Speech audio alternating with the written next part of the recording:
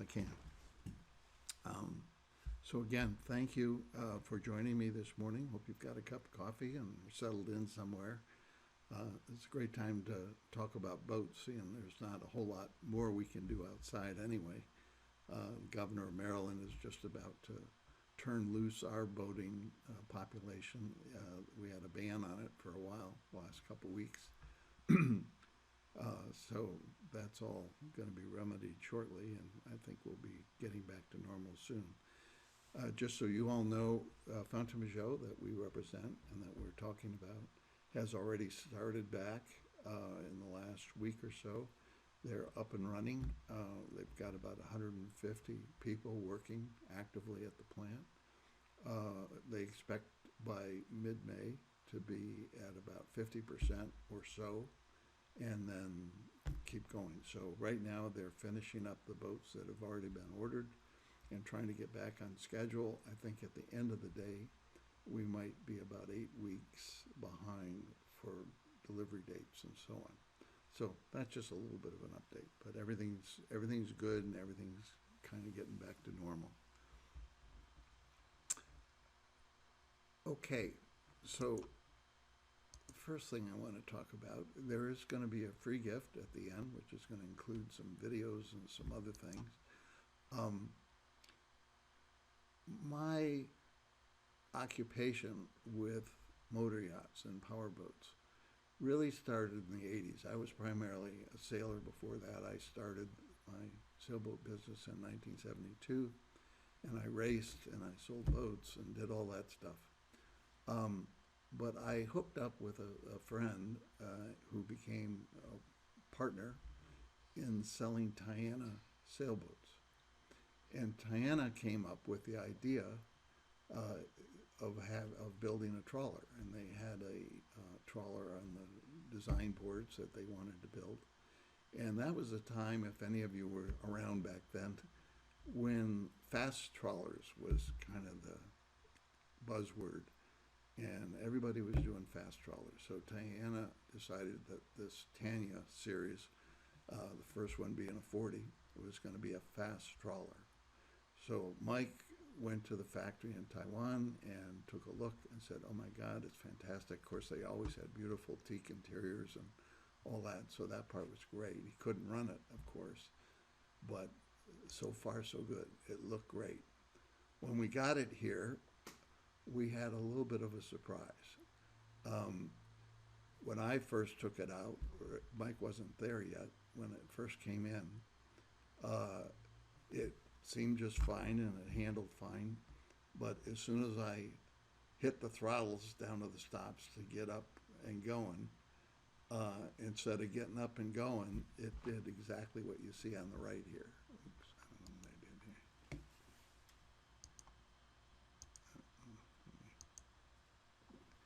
here. It just dug a hole and fell into the hole. And I said, oh my God.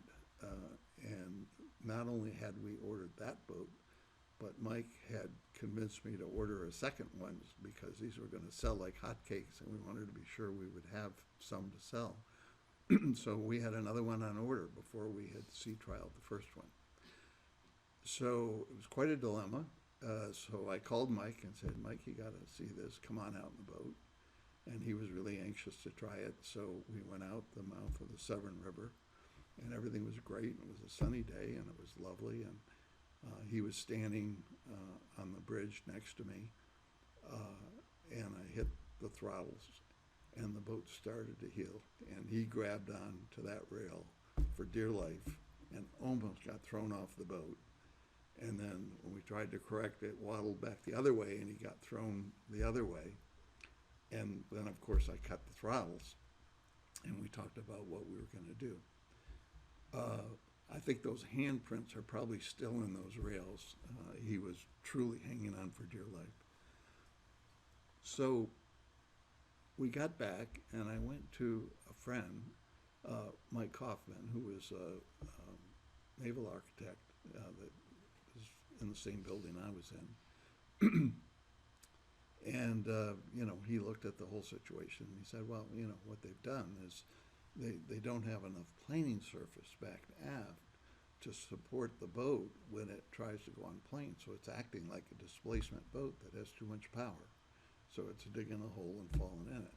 So he said about all we could do is retrofit big strakes on the side. So these were like wings that had to come out and were angled down, and they forced water underneath them, and they were huge, and they ran all the way up till about midships. And essentially what they did was they added planing surface back aft and a lot of stability. And that allowed the boat to get up, at least on semi-plane. It never was great, but at least it didn't throw you off the boat. So we fixed the first two that way and then didn't order any more. And but the boat was so beautiful that people were happy with it anyway and generally ran it at lower speeds. So it wasn't really a fast trawler, and most of them weren't. Most of them had some degree of this problem. But it was a great lesson that I never forgot, and I will talk about how it came to the fore again many years later. So if we fast forward to around 97, we were at the Annapolis Sailboat Show. Again, I wasn't selling any power boats or trawlers at that point. But at the show, at the dealer meeting that we typically have, John Francois, who's the owner and president of Intracoastal, seen here on the left, and that's about the age he was back then. So he proposed to the group, said, what do you think about a catamaran trawler? And every one of the dealers that was there said, oh, no, we're sailboat dealers. We don't want to have power boats. We don't want anything to do with them. And I said, John Francois, that sounds like a great idea. People are retiring, they're getting out of sail, and they're looking for power boats. And they're doing trawlers, and trawlers are terribly inefficient, and they wallow around, and they've got a lot of disadvantages. So I think that'd be great. So he was quiet for most of the rest of the show, but the last day of the show, he said, hey, Eric, come on with me, and let's go down the docks, and let's look at some of these trawlers and power boats that are out there, and take pictures and make notes. Look at the cockpits and the fly bridges and the access to the fly bridges and how they work. And let me see what I can do. So we did that together, and off he went, and I didn't hear back from him for a while. So what happened about 6 months later, I think in January, well, a few months later in January, we got a big package delivered to the door, and what was in it was all the plans and drawings for a trawler catamaran. And what was a little bit shocking was it was called the Maryland 37. If you followed Fontainebleau, you know they name all their boats, and it's usually named after some sort of a cruising center, a place where there's a lot of cruising going on, and it's kind of thought highly of by the cruising crowd. So to be named the Maryland 37 was quite an honor, and I guess an acknowledgement that I was the only one interested. So what's doubly unique about this is, so there wasn't a boat yet, so there was plans. But I had been to the plant several times, and one of the things I learned is that Jean-Francois was able to work out a deal with La Rochelle to lease for $1 a year this huge vacant plant that's right on the harbor that was a seaplane plant during the Second World War. So this had been standing vacant, and what his idea was to reinvigorate it and hire a lot of people, which the city liked a lot, which is why they gave him a good deal, and get this thing going. But further than that, what he also was doing was he had a second group, and a bunch of enthusiasts at his office that wanted to build a commercial ferry boat, or it's more than that, but this is a picture of it. It was called, the factory was called the Scan Factory, and these were called the ISIS boats. And so what he did is he needed a huge facilities because the idea of this boat, it was very innovative at the time. So the idea was that they would build these hulls, and they could be up to 300 feet long, individual hulls, and they could just block them so it could be 100 foot or 200 foot or 300 foot, whatever it wanted to be. And then they would be connected and have rails, and they would have modules. So they would have a control cockpit that would be mounted on the front, and then they would slide on modules. So it could be passenger, freight, all passenger, a galley. There could be sleeping units, all that kind of thing. So the modules could be any mix of things. Seemed like a great idea. So they went out and they built these things, and they really used most of that plant for that. And he built a number of them for some governments, entities and stuff. But what happened, what went wrong, was they were pretty high tech, and they were fiberglass. And the problem was, in the third world countries especially, but you could build a steel ferry boat for a third the price. And so they just couldn't crack that market with these more sophisticated ferry boats. People didn't need sophisticated ferry boats. They just need utilitarian ferry boats. So the idea kind of went by the boards, and so they saw it coming, and they saw that they had this extra capacity. So the sailboat business was growing, but not enough to keep the second factory going. So that's when the whole idea for the trawlers came out. And part of that was the guys, especially the young part of the design team, and they had offices right along one side and overseeing the floor of this big factory that was building boats. And they were young guys. They were very enthusiastic about recreational power boats. And so they encouraged it, and they put their professional design talents together and designed the Maryland 37 and then some other boats after that. And they were built in this factory, and that was very successful too, to a point. Back then, it was kind of a novel idea, and not too many people understood it. But they were built to be trawlers, to be 12-knot boats, not 25-knot boats. And that's where the market was, and everything was good, except the thing I learned, the first year we had a Maryland 37 at the Powerboat Show in Annapolis, what I learned real quick, I had my wife, the one thing we always do at boat shows is get email addresses, as you all know, and I send a lot of emails out, newsletters and so on. So she was instructed to, tackle these guys as they came in and make sure she got their emails so we could inform them about this new product. What I learned about powerboaters then is that they are much more conservative than sailboaters. They don't like the idea of anything new, number one. And number two, a lot of them were not very technically proficient. So they either didn't know what their email address was, didn't use it, or didn't care about it. And they said, well, maybe my granddaughter will figure it out for me, so I'll give it to you, but, don't expect me to respond. And so it was all slow going. And so that went on and on for a while. And then we got into the age where people didn't have so much time, and they wanted the ability to get back home quicker. They wanted more than just a trawler. And so that's when we came up with the idea of the motor yacht series. So motor yachts in catamaran context are different than a catamaran powerboat. A sailboat catamaran that's got big engines in it and is made into a powerboat.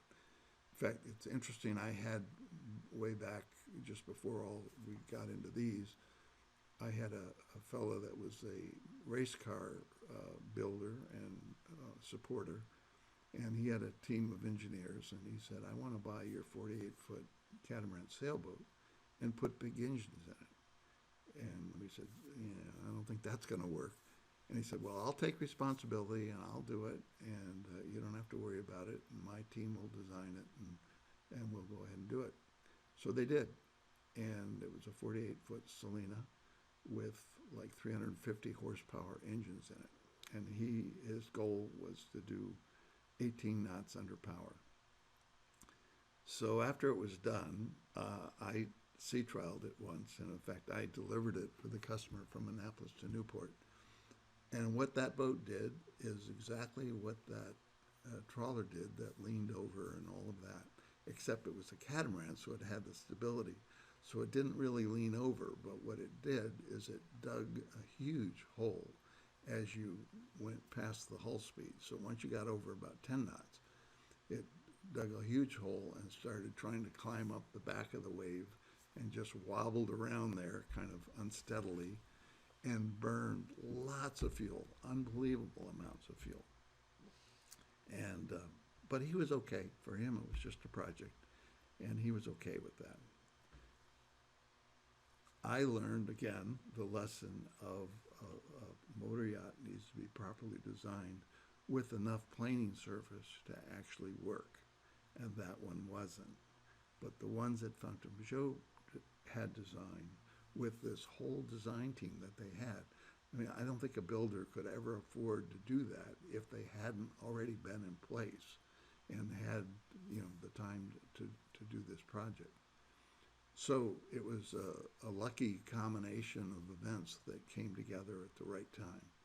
And so now there is a 37, a 40, a 44, and now a new 67. And these three especially were all built to this idea of being a motor yacht, a true motor yacht. So it's not a powered catamaran, meaning a powered sailing boat. And what so many of these guys did to jump on the trend, and these guys meaning other boat builders, is they took their catamaran hulls basically, and they put big engines in them, kind of like my race car guy. And they had the same result, very fuel inefficient, they didn't really get up on plane, all of those things. So they really, and not to pick on any manufacturer or anything, but they had the same problem that the trawlers did. And they tried to fix it too. They added stuff onto the transom, and they did things. In some cases, they made the hulls a little wider, but they didn't really have, in most cases that I know of, a really good yacht designer who understood powerboats and what was needed. And so most of them, to whatever degrees, just are not motor yachts, and they don't have the performance that the Fontainebleaus have.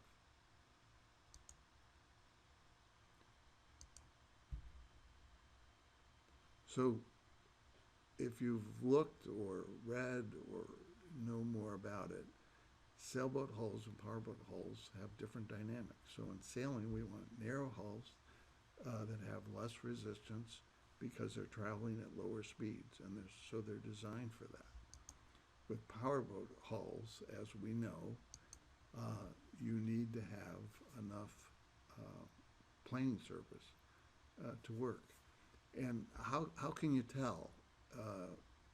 If you look at the boats underway, these boats that are really displacement or semi-displacement boats, they dig a hole, build up a big bow wave, and then, and of course, consequently a big stern wave, and they try and climb up the bow wave.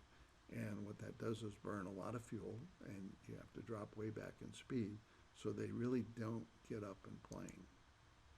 So if you're going to build a motor yacht catamaran, you have to do it from the get-go. And if you remember the ISA shuttle, that was designed with a team in place, and that same team, an experienced powerboat team, designed the motor yachts that Fountaine Pajot builds today. So these are quite different. And, you know, when you look at the two side by side, it may be hard to tell, but a couple things you can tell. And I do also want to say one other thing. Fountaine Pajot made a mistake, a marketing mistake, because the 44, for instance, by the way, if you look at the real length of the boat compared to the way other manufacturers market their boats, they wouldn't have called this a 44. They would have called it a 50, because that's actually, if you put it in a box, it's a 50-foot boat. And the 40, likewise, is a 45. The reason I say that is because people tend to compare length to length. And so they think, well, this, you know, I can get a 44, 45-foot, one of these other catamaran power boats for a lot less money. Well, it's a lot less boat, a lot less in volume. So one of the things you get as a bonus when you make these hulls wider, I'm not talking about the total beam of the boat, I'm talking about the hulls.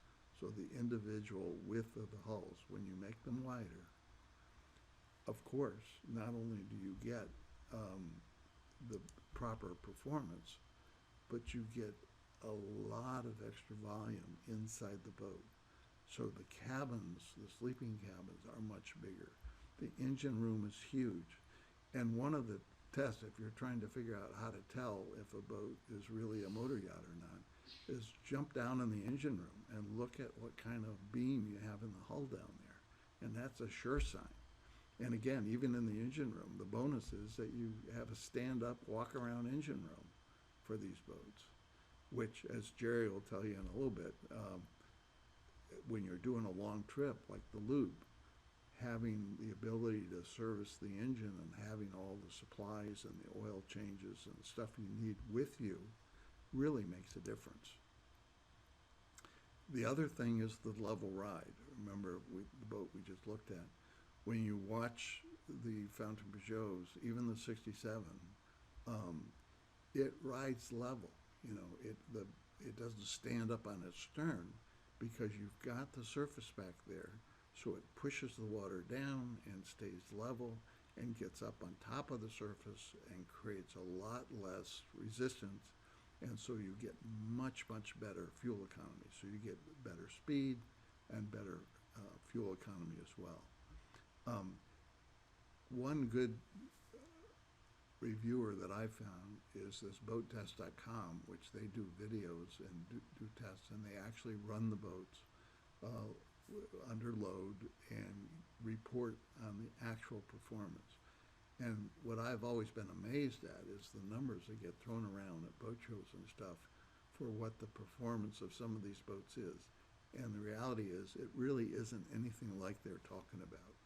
But these boats, and you can confirm with those various reports, these boats perform as they say and as you would expect once you understand that they're designed as a true motor yacht. So the 44, for instance, will, depending on loads and so on, will do 25 to 27 knots for real, okay?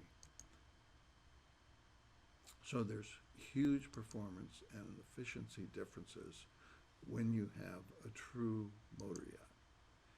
And as you're going to find, and we're going to go to Jerry in just a couple minutes, the average speed when you're doing either the Intracoastal or especially the Great Loop is more like 10 knots. And while you have the capability of going much faster, the boat is very fuel efficient at 10 knots. In fact, you can get close to about a mile a gallon at 10 knots. And so a My 44 will do up to 27 at trawler speeds, at comfortable cruising, long distance cruising speeds. It gets easily a mile a gallon.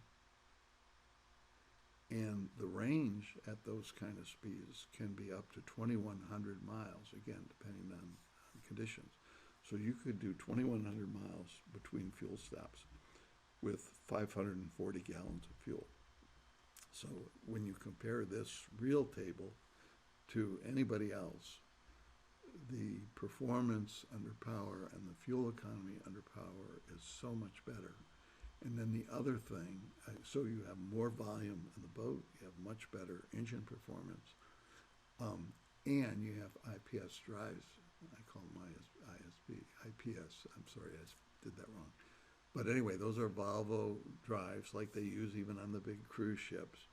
So they also contribute to the efficiency because you have forward-facing propellers, so there's no interference. The water can go through them more efficiently. But also for low-speed maneuvering, docking and all that kind of thing.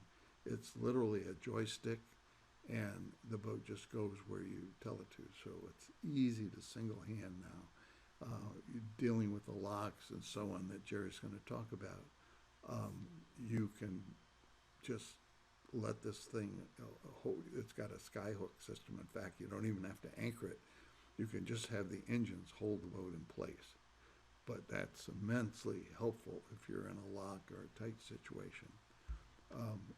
And you don't have to have a bunch of people running around scrambling, trying to throw fenders in at the last minute. I mean, you want to do everything ahead of time, but it just gives you some confidence and some extra features. So this is what the Volvo looks like. So you have the sail drive that actually pivots, and the prop is forward facing. So the bow of the boat is this way to your left. Okay, so maximum speed light is about 27 knots. At about 20, you get a mile a gallon. The maximum range at trawler speeds is close to 2,100 miles. So the bonuses are, so now you've got this wonderful, stable platform that's very efficient to run and that has more volume inside the boats because of the wider individual hulls. So you have some wonderful outside social areas, a huge bridge which is almost 3/4 the length of the boat. So there's dining and a galley and a steering station with a lounge up there. You have a big cockpit, swim platform, bow lounges, and really easy walking around space. So up here on the bridge, there's a hardtop with a convertible portion. You got a dining table, you got the steering station, you got the swim platform, which is also the dinghy. It takes the dinghy up and down, which is, I talked to Jerry the other night, he has a big dog, relatively, and it would make that task of getting the dog ashore in and out of the dinghy very easy. You have a remote control on the swim platform. You lower it down, drive off, take the dog ashore, come back. If the platform's up, you put it down, you drive onto the platform, click the button, lift yourself up, and step onto the dry boat. So great for dogs or kids or grandparents or anybody that you need it for. And then, of course, the bow seats, these recline too. They ratchet back to any position you want.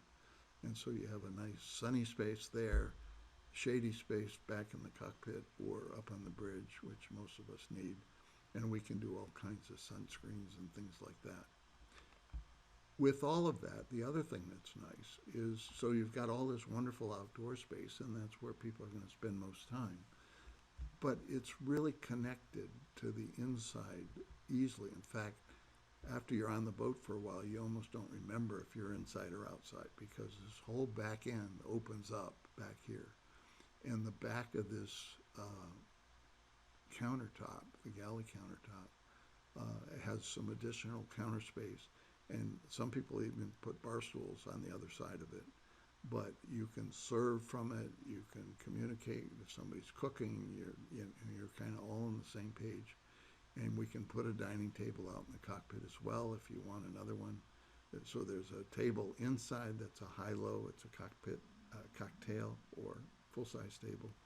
You can have a table in the cockpit and there's a table up on the bridge.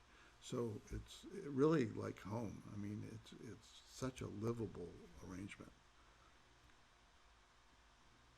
So what it has, and I'm deliberately not going into all the details about the boat. I'm just trying to explain how it's good for a long trip like we're talking about here, how it's appropriate for that, and also compare it to the powered catamaran hulls.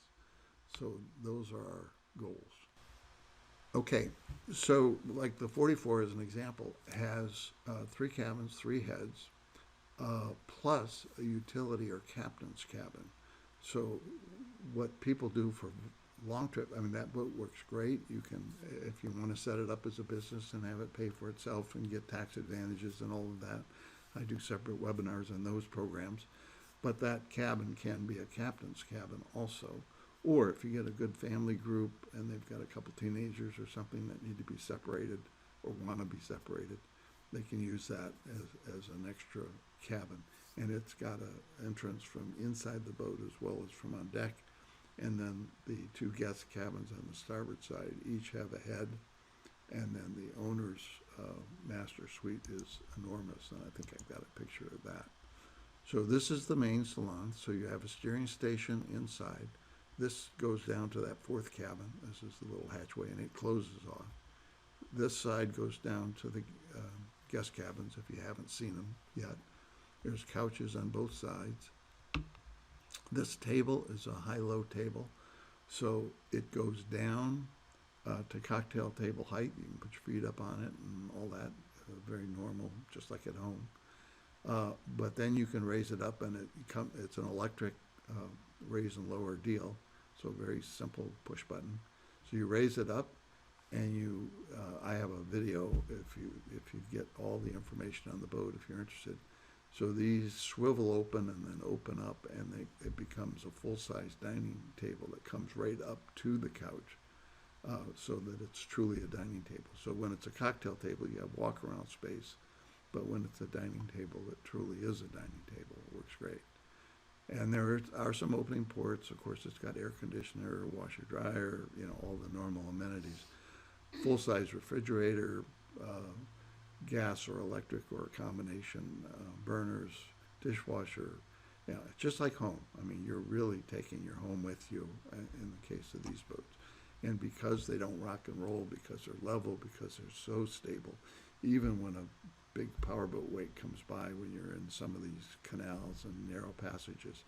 The regular trawler, I had a friend that had one, and he called me 3 days after he left and asked me to order him a new set of dishes and send it down to him in Norfolk because the first passing big wave rocked the boat so much that the cabinets flew open and all his china crashed on the floor and broke.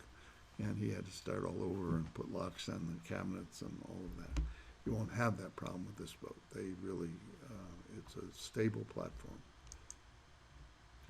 And then the master suite occupies the entire port hull, and it really is a master suite with a king or, in the smaller boats, at least a queen-size bed. Lots and lots of storage, a big head forward with a huge separate shower. Although even the guest heads have separate showers, so they all do. And this and the VIP guests both have the big island beds with storage underneath and so on. And then this is that walk-around deck space. If any of you have had monohulls especially, you got to hang on for dear life to walk around. But one of the nice things that the volume and beam of a catamaran gives you is really comfortable side decks.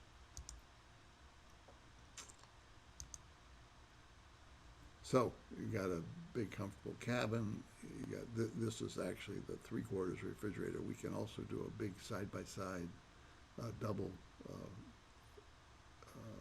refrigerator freezer that has ice maker and everything in it too. And there's room for a wine chiller and all the amenities really. The washer dryer is actually in the passageway outside of the owner's cabin. So even if the guests need to dry some swimsuits or something, the door to the owner's cabin can be closed and they can use this, and it's quiet and it's separate from the main cabin.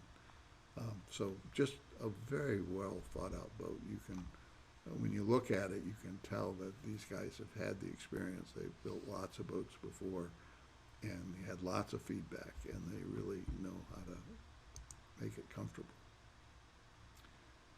So the final thing is that all three, the 37 through the 44 of the MY series, will meet the parameters for doing the loop.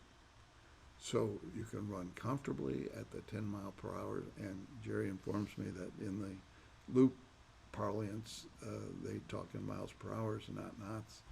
So in loop parlance, you can run at 10 miles an hour very, very efficiently, which is 8.7 or something knots.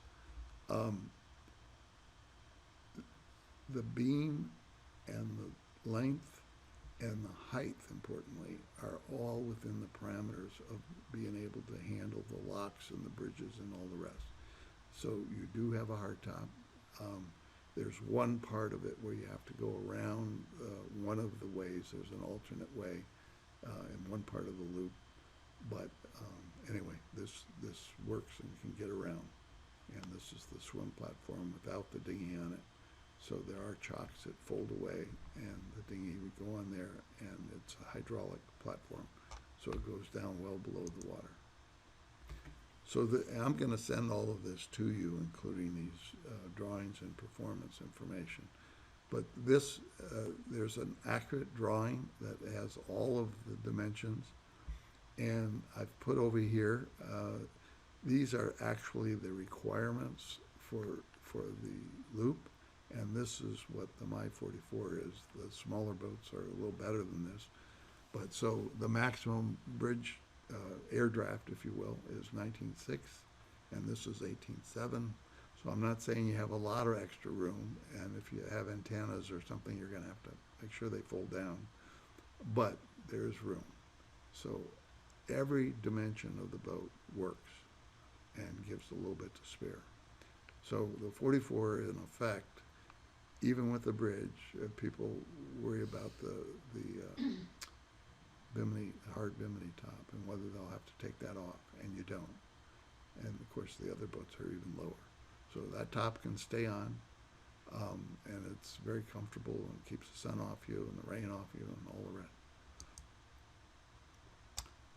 So hopefully, I'm going to be able now to go to Jerry and Joanne, who did the loop a few years ago in a trawler in a Grand Banks 42, and they're going to talk about it. They had a dog, so that was a challenge, and they overcame all the challenges. They're great friends. Jerry is a captain that delivers boats and also checks people out. So when you buy a boat from us, part of our commissioning process is after we've spent 2 days going over the boat with you and all the equipment and all of that, and then do sea trials with you and show you everything working underway, then we give you 2 additional days with a captain who can instruct you. And Jerry's one of my favorites. He's very personable, very knowledgeable. And so those of you who have boats on order, and I know there's a few, or thinking about getting a boat, after this, we'll have a friend that can help you get comfortable with it, even after we do the basic checkout.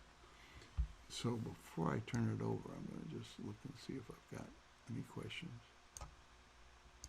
Oliver, you had a question. I'm opening your mic. Can you hear me? Oliver?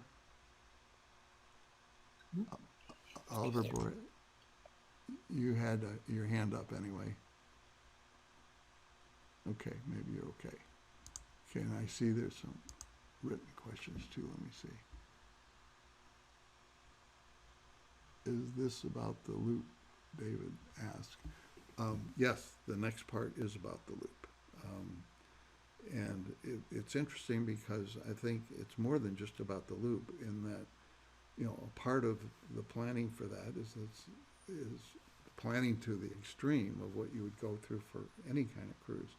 So addressing storage issues and technical issues and stuff you should bring along with you and all of that. So I'm going to let Jerry talk to us about that.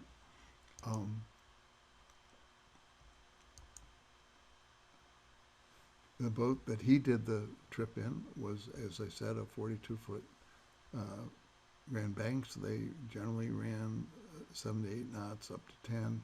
He had good fuel capacity, 600 gallons with a 1,000-mile range.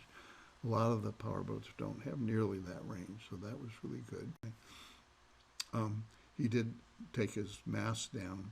This isn't a picture of his boat, it's a sister ship, but this is him and his boat. In the locks, it looks like. I'll let him say that. And some questions and stuff.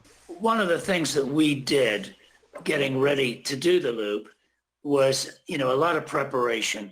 I realized how many miles we were going to put on the engines. So I had enough filters, oil filters, and oil to do all of the oil changes for the entire loop. I didn't want to find myself in a small fishing village up in Canada and needing an oil change and couldn't find any parts. So I took that all with me. Things that we didn't want to have to carry back from shopping centers along the way, like toilet paper, things that were big, paper towels, toilet papers. We stocked up on all of that. I think we had over 100 rolls of toilet paper before we left. But that way, not having a car every time you stopped, we didn't have to carry these huge packages back to the boat. We had it with us. Just for everybody, and So I we thought mentioned to you before, but we've had one customer who's got a boat on order who investigated bidet heads to solve the toilet paper problem. Of course, we've had that problem with the crisis. You can't even get toilet paper. So he found a permanent solution. So it's amazing the things you can do these days with boats. It's wonderful. I'm sorry to Well, fortunately, we had lots of storage on the boat. So I know I had over 100 rolls of toilet paper and 50 rolls of paper towels, but we were able to store it on the boat, which was great. Yeah, and so that was one thing. There are books you can purchase through the Loop Society describing the whole route and things to expect along the way, places where you can stop, shopping, etc. We even were very concerned about where we could get the dog ashore to go to the bathroom because he would not go on the boat. And that's one thing I wanted to mention. If you do have a dog and you can train it to go to the bathroom on your boat, that is a huge plus. Anyway, I installed an electric crane, not having the luxury of a hydraulic swim platform, in order to drop the dinghy in the water fairly easily, just for that purpose. It was the dog's dinghy and he knew it. So we were really well prepared before we left. I had charts, although you can get them along the way, but I had everything I could get my hands on that would make the trip easier. When you're in the Great Loop Society, they have rendezvous. They have 3 rendezvous, I believe, annually, and they coincide with where you're at on the loop. In the summertime, so you joined there's that one before you left or just as you left? Yes. Okay. Yes, because they send you a flag. It's a white loop flag. And you fly that on your boat, and that way other people on the loop know you are a looper. And, they will socialize with you, contact you, talk to you. The Penetanguishene, which is up in Canada, obviously an Indian name, they have a beautiful rendezvous up there, and just remarkable place, remarkable scenery, and you don't have to pay for any transportation when you're up in that small town. You just hop in a cab and say you're on the loop, and they turn that all into the marina, and the marina takes care of it. So, it's really a wonderful community of people. So how does it work for the seasons? You were telling me a little bit about that. Well, yeah, everybody, you do the loop. at a certain time. And of course, there are people starting it all over the country. There are people that leave Alabama late in the summer or early in the summer, heading down towards Key West. There are people like us in Annapolis who are leaving around June. And that way you're going up. Is it June or earlier? No, they recommend that you be in the Chesapeake by June. You be in Canada during the summer. You're out of Chicago by no later than the first or second week after Labor Day, and then you get into Florida in the winter. So you go with the weather, and everyone should be in the Chesapeake by June, regardless of where you started. And how long does the whole trip take about if you do it kind of as a leisurely cruise? Well, as a leisurely cruise, I think you need to anticipate about 12 months. We took longer because we went to the Bahamas. While we were there, we stayed a month in Fort Lauderdale waiting for a perfect crossing. We didn't have the luxury of a big wide hull, being in a Grand Banks trawler with no stabilizers. So we were not willing to get out in the Gulf Stream with high waves. So we waited for perfect crossing weather and then went. We spent 3 months in Key West. We loved Key West so much that we just couldn't tear ourselves away. But so we took about 14, 15 months, but 12 months I think would be a normal leisurely trip. I think Veneto took one of their high-speed trawlers and did it in like 30 days. But I understand they broke down twice along the way. They had to have a chase boat with them. So doing it rapidly, doing it fast makes no sense whatsoever. You just miss so Well, and much. the other thing you were telling me is you tend to fall in with a group, and they're all doing about 10 miles an hour or so. You do. So you'll run away from them if you do that. The controlling speed on the inland waterways is 10 miles per hour. And they use miles per hour on the inland waterways. Why, I don't know. Maybe that's because what all the tugs do. But it's 10 miles an hour. Occasionally, you know, if you have turbochargers or something, you can open it up and blow them out. But you're not going to be wanting to go fast on a plane most of the time. You're going to want to be taking it easy, slowly, and you're staying with all these other people because it's dictated by the weather where you are or the season where you are on the loop.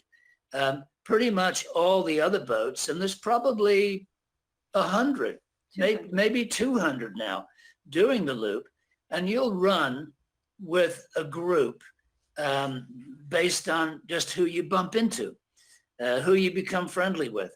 And you may have 8 or 10 boats that you're running with on a regular basis. Somebody will drop out to go home for a visit or something, and somebody will join you. But you'll get to know these people really well. So you're seeing the same people all the time. That's why they're able to have these rendezvous, because everybody plans on being in those spots. Penetanguishene in Canada, I think Norfolk, Virginia is another one. Joe Wheeler. And Joe Wheeler State Park in Alabama is a fantastic one. And let's say one other thing about the loop. One thing that will surprised me. I always had these, being from England and not having a great deal of background experience with many places in the United States, I sort of had some slightly negative feelings in my mind about Alabama, Arkansas, Mississippi. You know, why on earth would I want to go down there and visit? Well, when you're doing the loop, they are absolutely beautiful. The scenery on those rivers is fantastic. The people are very friendly, and you're just going to have a ball. It is a life-altering experience doing the loop. Another little thing I'm thinking about is because you don't have any vehicles, whenever you decide to go into a marina, and we did quite a bit, marinas are a lot less expensive in other parts of the country than they are down in Florida. Florida is where they really hit you. I mean, in Canada, and admittedly it's a few years ago we were up there, but in Canada you can spend $1 a foot to tie up. And the town is very friendly. Everybody opens their arms to welcome you. But Hey, Jerry, a thought come yeah, to me. Tying up at marinas, are you generally at end ties on the end of T docks or gas docks or that kind of thing as you're going? Not you necessarily. can be. Like most marinas, they'll work with you. If you up in Canada, boats I would think are generally a little bit smaller than the average boat that we use down here. But yes, they have T-docks. If you have a dinghy that's easily get in the water, you can just anchor right off the marina, realizing, there's not any serious adverse weather up there. Currents are usually pretty good, not a problem. Just drop the hook and So dinghy in. having the good range is a Everybody, help for that, so you don't have to go into the marina every time if you have enough range. absolutely. So, Yeah, but very fuel efficient because, we carried 600 gallons and our boat would only do 7 or 8 knots. So 10 miles an hour was pretty much our cruising speed anyway. And with 600 gallons on board, we were in pretty good shape. We were.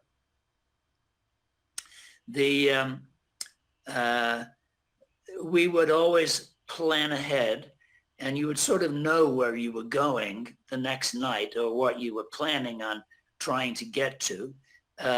We didn't have any need to get up at the crack of dawn and travel at night to get somewhere.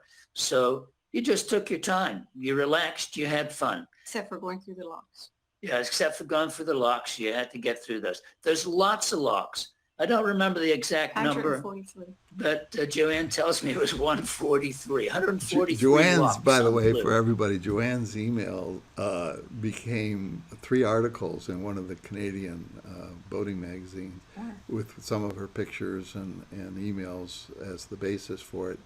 And I will try and scan those and get them to everybody that would like them after this. But they're great reads. I'm sorry. Go ahead. Those articles will give you an excellent idea of what to expect and what you're going to And see. is most of what you're relaying applicable to just the Intracoastal as well? I mean, that is part of the loop, but if you were just going up and down on the Intracoastal, a lot of these same things would apply. Absolutely, absolutely.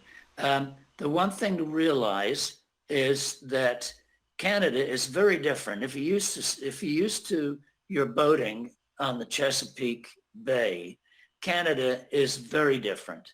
The thing you have to be aware of is you need to have perfect control of your boat, and that's where IPS comes in very nicely. Up there, it's rocks. If you touch bottom up there, you're touching rocks. There's no mud. There's very little sand. You have to watch what you're doing all the time. And there was one place we went through where they in fact, at Penetanguishene, told us not to go through it. But being adventurous, we did anyway. Very, very narrow cut, but it's easy to go around it. We went through just for the experience. And you could see rocks on both sides of the boat. But why we did it, I don't know, but it was fun. But you can go around that portion very, very easily.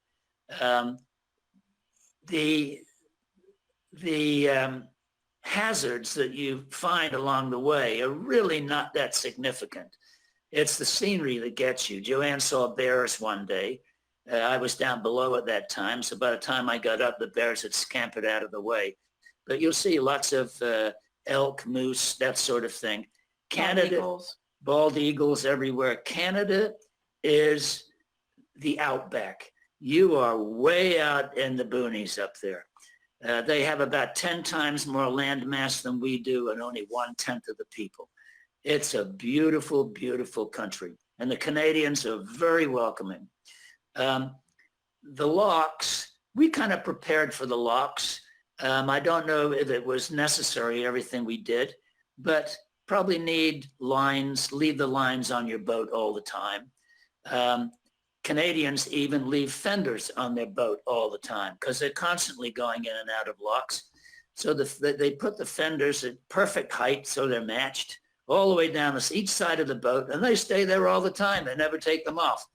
What I did was I went to a farm store and bought some of those fiberglass feed bags.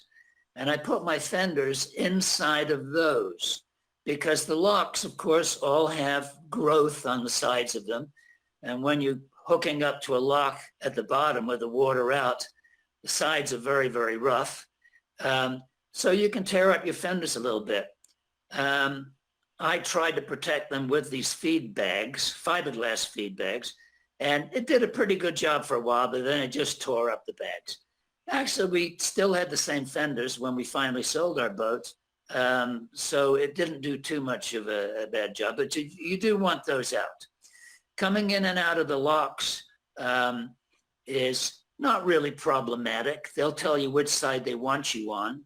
So if there's only two of you on board, you probably want all the fenders out all the time and lines on both sides. Some locks, you just grab one line or one at each end. It's their lines. And as the water goes up, you just hold yourself in with those lines. Engines are typically turned off. And you just sit there and wait for it all to happen. Make sure you have a good pair of gloves. Yeah, have gloves, a good pair. I just had work gloves that I bought at True Value. They work just great, just work gloves. Sometimes if you're going down, and of course you're going up, going into the middle of Canada and coming back down the locks on the way to Georgian Bay, one thing do not tie the line onto a cleat on your boat. They tell you not to, but we did have one friend who was on his own on a very small boat, tie the line on because he wanted to duck down and get a soda or something. By the time he got back up, the water drops in those locks so quickly. I mean, there's tens of thousands of gallons in those locks and they're going out very quickly. And he had to cut the line because he was starting to come out of the water. So don't tie the lines off to cleats. Never, never. Coming into the locks, sometimes you've got to be a little bit careful maneuvering because the water swirls around in there. There's currents under the water, depending on how the water comes into the lock. Some of these locks have overflows on the side of them. The summer that we did it, Canada had a lot of excess water up in their system, and those overspills were running pretty fast. And some of them came out right at the entranceway into the lock. So you could suddenly find yourself being pushed sideways rather dramatically. So you needed to have good control of your boat and be comfortable. Once again, I think IPS would do a great job there. Once you get to Penetanguishene at the end of the Canadian lock system, then you're in Georgian Bay. Then you go into, then you're headed towards Lake Michigan and Mackinac Island, beautiful stop. Everywhere you go is just spectacular. It is. We were always very careful about the weather. We never left a marina or an anchorage if we had adverse conditions forecasted. We monitored on our iPhones 3 different weather sites every day. If the winds were 10 to 15 knots or greater, or if the waves were more than 2 feet, we just didn't go out. We just stayed there. But of course, we had a trawler, a monohull, with no stabilizers. So if you got into 2-foot waves, you just started rolling. And with ours being an old boat, we didn't have the option of powering up to go through it. We were stuck at 8 knots, and that could be pretty uncomfortable. Like I said, the experiences you're going to have are just absolutely wonderful. You will never forget this trip. Chicago, we had to go around Chicago. We stayed at the Chicago Yacht Club because we're members of the Annapolis Yacht Club, and they let us in. So we stayed there for about a week. Coming out, we could not go through the bridges in Chicago. They were too low. So we had to go around, but there's a way around. You know where it is. You have all the information. You go down into the cut that runs around Chicago, and then you get onto the Mississippi River. You're only going about 200 miles on the Mississippi River because there's not a lot of marinas on it. Quite a bit of commercial traffic, and the current is really quite dramatic. I think about halfway down, there was an elderly couple who I think may have passed away since we did it, who had two barges just stuck into the mud alongside with fuel on them, and you could pull in there. She actually stood on the barges and yelled instructions at you on how to pull in. She was quite good. You better listen to her. You listen to her because there's a good 8, maybe even 10 knots of current on the Mississippi. So you are screaming going down it, and you need to listen up. And then she has classes in the evening on the barges of what to expect over the next 100 miles before you turn off onto the Ohio River. Now that turn onto the Ohio is pretty dramatic because you've got about 8 knots of current pushing you. Suddenly you turn onto the Ohio and you've got 8 knots of current on the nose. So you suddenly come to a screeching stop. And that's a very busy intersection with lots of barge traffic.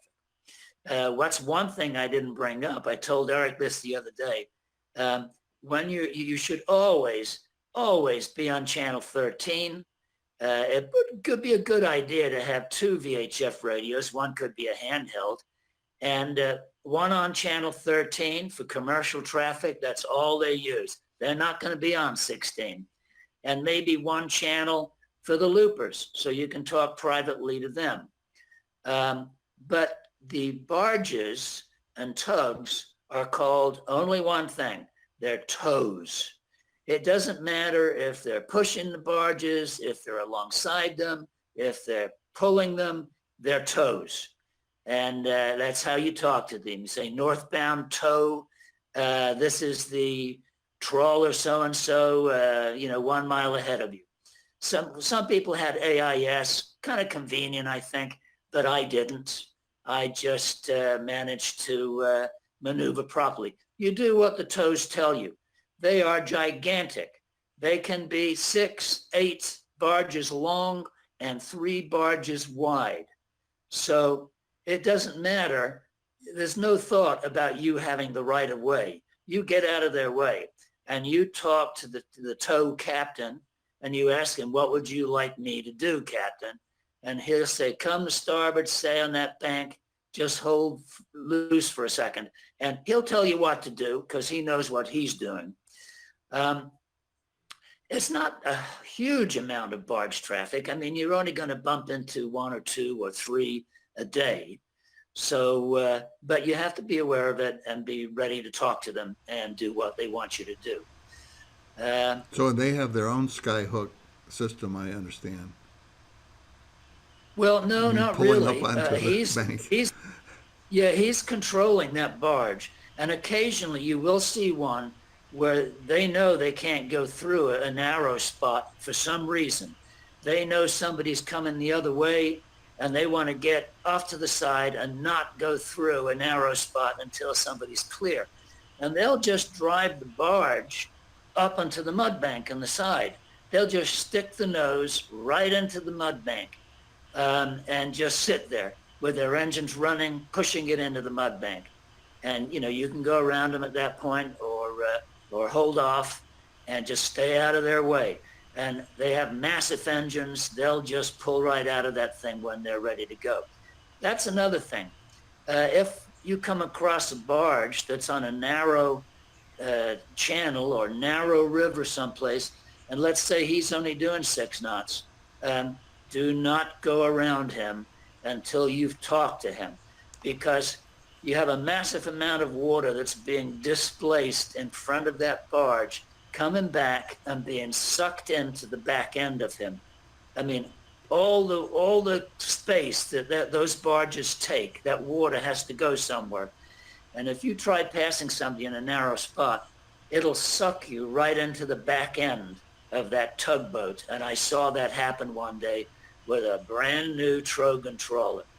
And he was almost on his side, trapped on the side of that tug. And I was on the radio talking to the tow captain, telling him what was happening, and he backed off, and the Krogan came bouncing back off with some damage, of course. But just be sensible.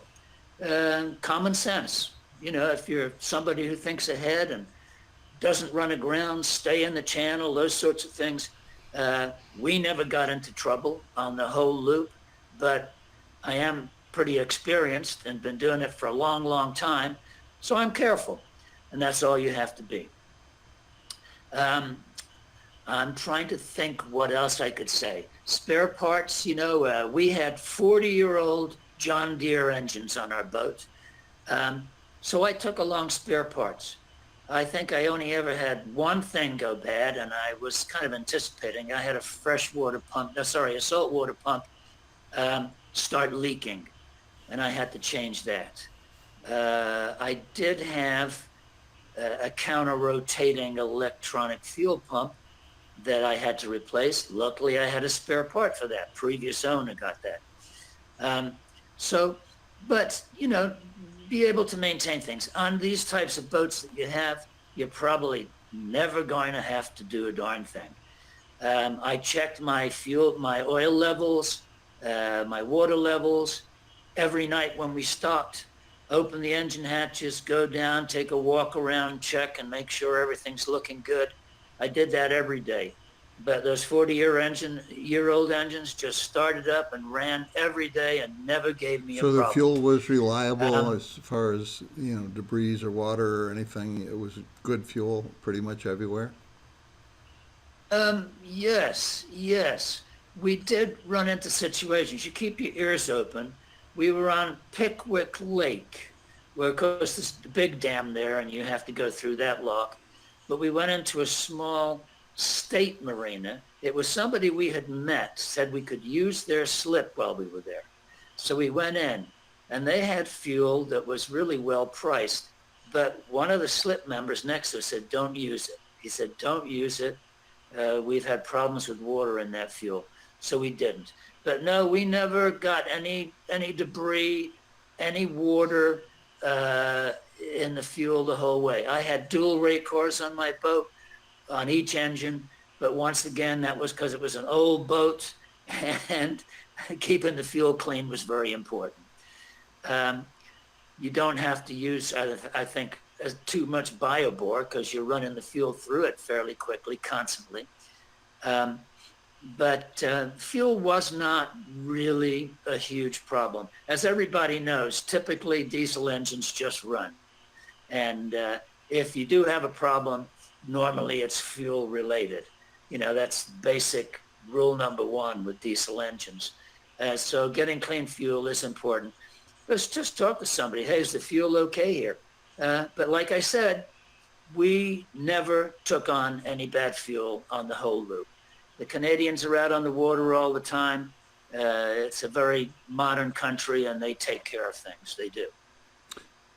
How about meeting people along the way? Is that hard to do, easy to do? No, you're going to make friends for life on this trip. We just visited somebody down in Georgia, and of course he started down there in Alabama on the loop and went around that way. We've got friends in Clearwater, Florida we're going to go visit. These are people we met on the loop, all different types of boats, and people become lifelong friends. You're going to have a ball with these people. We still travel with them. We go visit with them. We talk to them on the phone.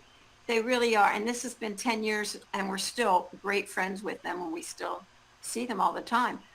As far as friends coming to visit you on the boat, we had people come to visit us. One couple came up to Canada, and then we had lots of people visit us in Florida. Key West. Key West, yeah. So we did have 2 cabins on board so we could take guests, and people did join us occasionally. Joanne went home 2 or 3 times to visit her grandchildren. I just stayed in the marina and partied with the other boats. Usually there'll be dinner on somebody's boat every night. People just will make one dish and you'll get together every night. That's normal. You party with these people, you have a great time. Our dog, a standard poodle, was welcome on everybody's boat, and he did just that. Got into marinas, and I'd have to go looking for him. He'd be on somebody else's boat, and he knew it was okay. How about kids? It's happy hours. There are happy hours every day on someone's boat, so make sure you have lots of wine. And what's nice about it, before we left, a lot of our friends had parties for us, and what they did is they brought a bottle of wine and they put their name on the wine. So when we were on the loop, when we drank their wine, we knew who gave it to us, and we had to call them and tell them where we were and how we were doing. Great. And it was a great way to keep in touch with friends. And we drank your wine today. Right. It was fun. Well, these catamarans will be Canada. the mothership. We found in raft-ups and stuff, everybody goes there because they have so much room, you know, the bridge and the cockpit, and it all flows together. But when we checked into Canada, we checked in a little village over the phone rather than going to, I think it's Kingston, the main check-in port. And the Canadians are pretty, you know, lackadaisical about those things. If you've got 2,000 bottles of wine on board, I certainly wouldn't tell them because they will charge you taxes for it. Go in there and check in and, you know, the sensible amount of stuff, and you may pay a few bucks for it, but if you're planning on carrying all the booze you need for the entire 12 months, you certainly don't want to tell the Canadians. Do not take guns up into Canada. You don't need them. The Canadians are big, very big on drugs and guns. You just don't want to take them up there. If you're a hiker, if you plan on, you know, going out into the woods and doing a lot of hiking, you might want to take a shotgun. They're okay. In Canada, you can have shotguns and normal hunting rifles, and you can check those in and they'll let you keep them. You cannot have assault rifles. They're illegal. You cannot have handguns. They are illegal in Canada. They don't have them. They don't want them. But shotguns are good protection against bears. Not that I ever heard of anybody having a problem with them, but nothing wrong with carrying a shotgun if you felt comfortable doing that. Lots of bug spray. Bug spray. Lots of bug spray. The mosquitoes in Canada in the summertime are about the same size as sparrows. They're huge. You go off into the woods, you better have mosquito netting over your head and gloves on because they swarm. They're quite remarkable, the bugs. That's a good point. Well, I asked quickly, what about kids? Did any of the people have kids? How does that work? No, I think you'll find that most of the people on the loop, because of the length of time it takes, are retired. Not all of them, but most of them. So typically they're out of the kid range. Some of them, I know Jimmy, our friend, had his grandson with him, but he was sort of just out of high school. So no, not a lot of kids around. It would be an experience for kids. I think they would love it.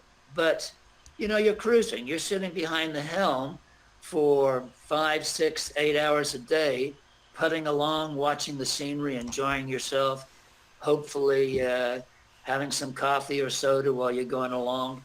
We never drank alcohol until we got in at night. But you're just enjoying yourself. I don't know if kids would get bored with that or not. I don't know. I think it was a wonderful experience, and I don't see why kids wouldn't like it. But I don't have much experience with kids anymore, so I don't know. So other than, it sounds like it was a great experience to meet new people and make lifelong friends. So that was one big benefit. Any other particular things that you liked about the trip? Just seeing the country from the water is just amazing. It's a good lesson in geography. It just, everything's different. The scenery changes constantly, and you never get bored with it. It's so different in Canada than it is here, and it's different in Florida. The scenery and the wildlife was amazing, the things that we saw. Um, You have a few areas of open water that you go through. And of course, there you want to pay attention to the weather. Going up the Chesapeake Bay is not really a big deal, but everybody knows that Delaware Bay can always be a bit dicey depending on the wind. Then you've got to go up the Jersey Shore. If you don't have a lot of draft, the Jersey Shore does have an intracoastal that runs up from Cape May up to Manasquan. You can go on the inside of that, but I don't think it's as well maintained as our intracoastal.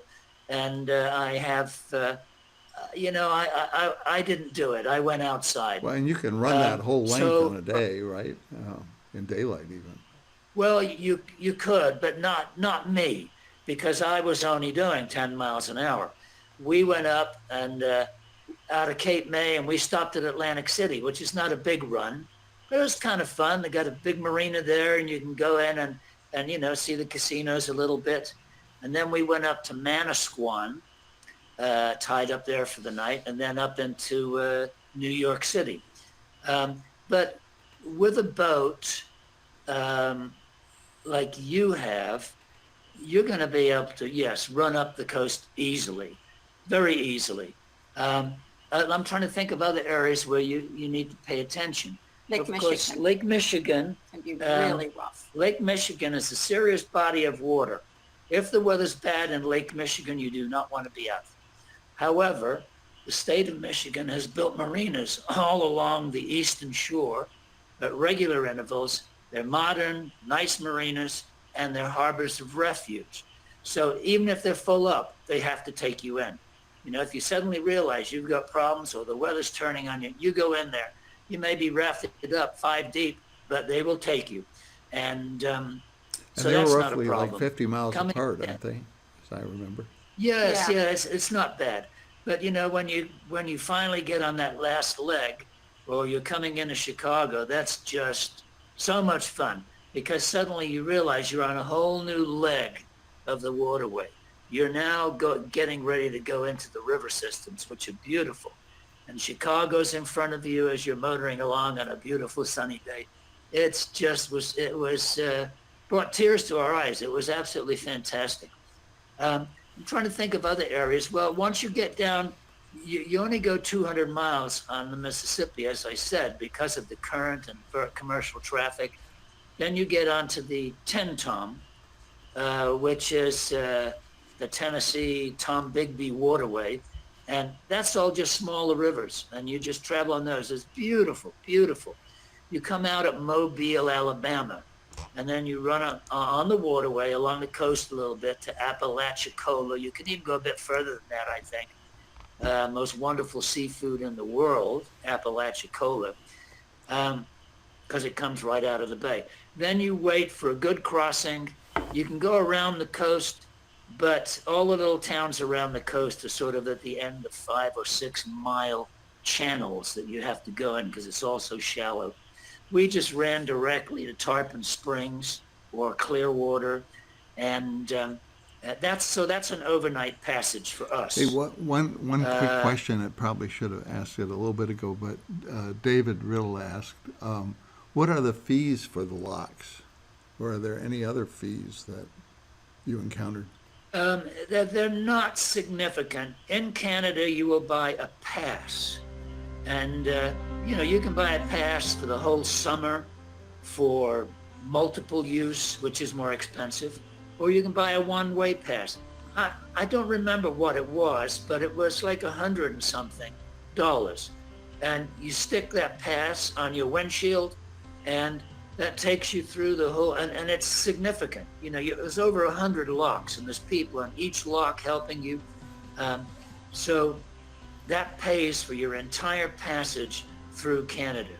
At the end of the lock system, this is a closed waterway, and they protect the fish in it very, very carefully for the fishing industry. At the end of the lock system, there is a travel lift, and it's remarkable. There's pictures of it. You can look it up. It's a huge travel lift. You can put 2 large boats on it at the same time. You just drive onto this thing, and the guy that runs this travel lift, he knows boats. He does this full time. And the straps come up. They don't pick you up. You're sitting on the bottom, but the straps hold you in place. And then off you go. You're sitting up on your fly bridge. You go way up in the air. You go across a road with a travel light on it, and then down the other side and get launched again at the other side. And the reason for that is they do not want any invasive fish species getting into this closed waterway system. And it's quite a trip. It's pretty exciting when you do it. Then you're getting into Georgian Bay once you come through that. And remember, you can't forget this. You can't forget this. Canada is rocks. So you maneuver carefully. Don't get out of the channel. You stay in the channel. You watch what you're doing. You pay attention. The Canadians, occasionally, the markers will change. They'll go from red on starboard to red on the port, and it shows on the chart.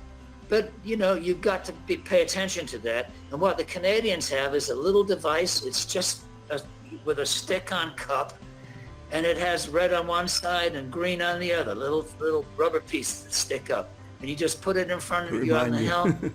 And when they changes, you just turn it around, and that's there in front of you. And you pay attention to it.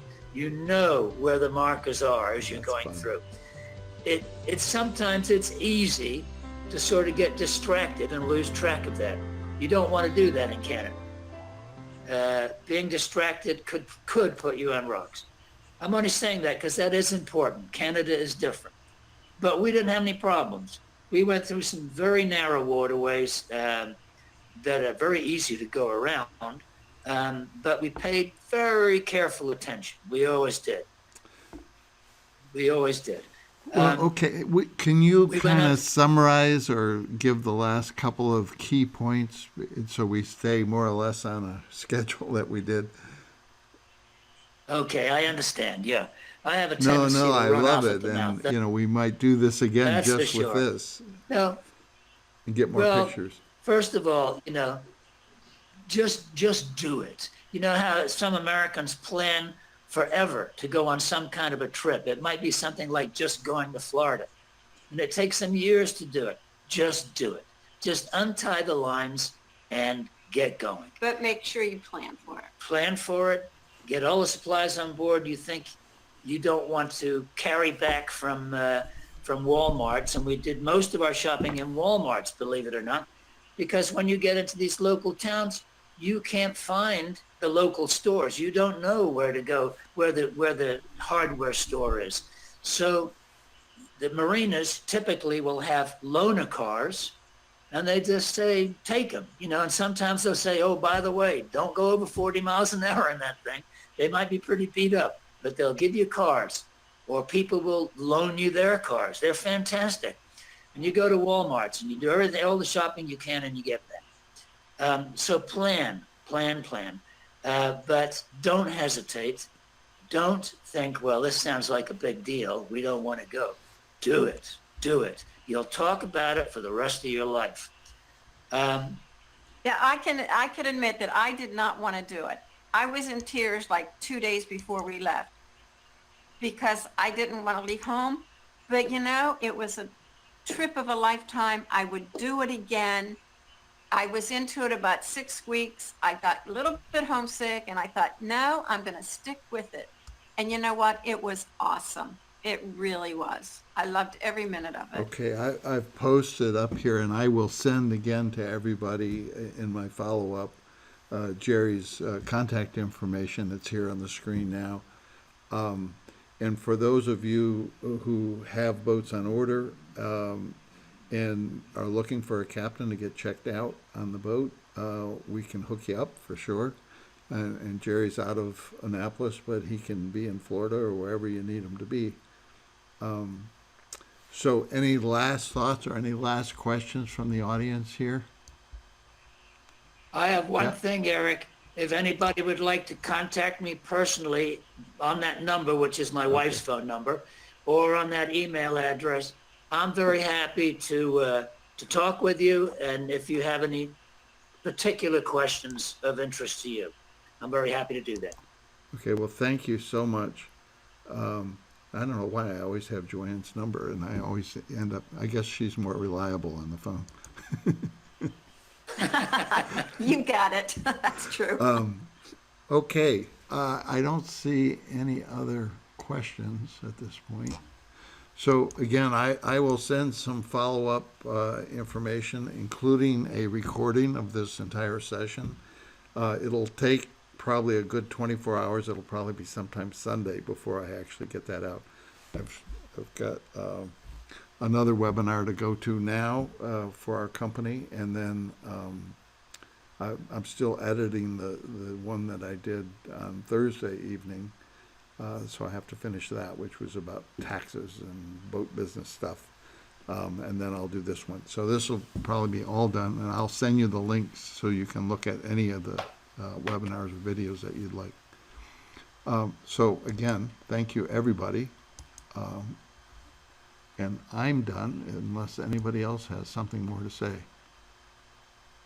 And Jerry and Joanne, thank you so much. That was very insightful and entertaining. You're a wonderful narrator, and it would have been nice to have more pictures to go along with it, but you painted a really good picture of the whole trip. Thank you. Thank you, Okay, Eric. thanks, guys. We'll talk to you soon. We'll have a virtual cocktail evening, one of these evenings coming up Yes, soon. soon. I know Susie's all ready for it. I Okay, am great. too. Thank you again. I'm going to shut down.